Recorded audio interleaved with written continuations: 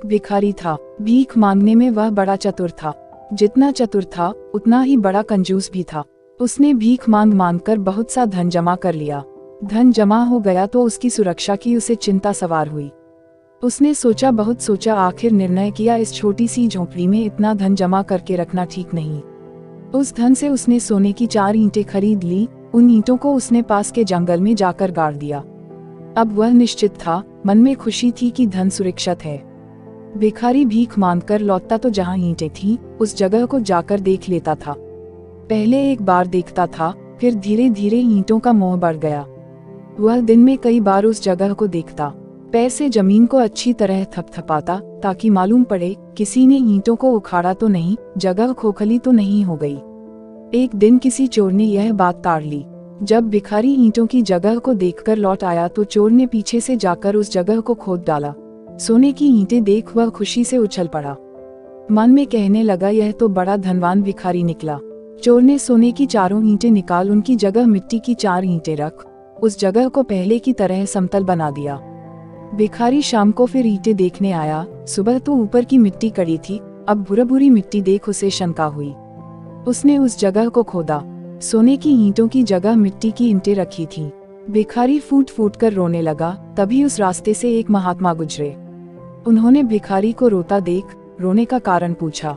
भिखारी बोला, महात्मा जी, मैं लुट गया, मेरा सब कुछ चोरी हो गया, अब क्या होगा। महात्मा यह सुनकर आश्चर्य में थे। देखने में वह फटे हाल था, शरीर पर अच्छी तरह कपड़े भी नहीं थे, जाड़े में कांप रहा था भी भिखारी। महात्मा जी सोचने लगे, इसका क्या लुट गया, इसका क्या चोरी हो गया, यह तो भिखारी है ही, लगता है कुछ गड़बड़ है। उन्होंने भिखारी के साथ हमदर्दी दिखाई। कहा, रो नहीं, बता तेरा क्या लुट गया। मुझे तो नहीं लगता तेरे पास धन होगा। भिखारी बोला, हाँ महाराज, धन था, मैंने भीख मांग मांग कर सोने की 4 ईंटें जोड़ी थी। उन्हें चोरी के डर से यहाँ गाड़ गया था, मगर वे ही चोरी हो गईं। चोर उन्हें ले गया, उनकी जगह मिट्टी की ये ईंटें रख गया।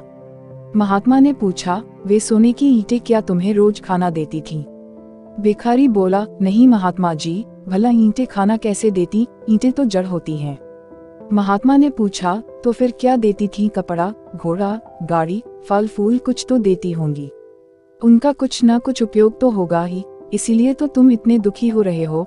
भिखारी आंसू पोंछकर बोला, ईंटें देती तो कुछ नहीं थीं, बस उन्हें देखकर मन में संतोष हो जाता था। सुनकर महात्मा जी मुस्कुराए, बोले, जब सोने की ईंटें केवल देखने के ही काम आती थीं, तब इन्हें भी देखकर काम चला लो। जैसे सोने की ईंटें देखी, वैसे ही मिट्टी की, क्या अंतर है। भिखारी कुछ सोचने लगा, उसके मन में अभी भी शांति नहीं थी। महात्मा ने फिर कहा, सुख संतोष में है, लालच में नहीं। सोने की ईंटें तुम्हारे पास केवल थीं, काम कुछ नहीं आती थीं। ईंटें अब भी हैं, तुमने सोने की ईंटें भी मिट्टी में गाड़ रखी थीं। विचार करो और संतोष कर सुखी बनो। भिखारी के बात समझ में आ गई।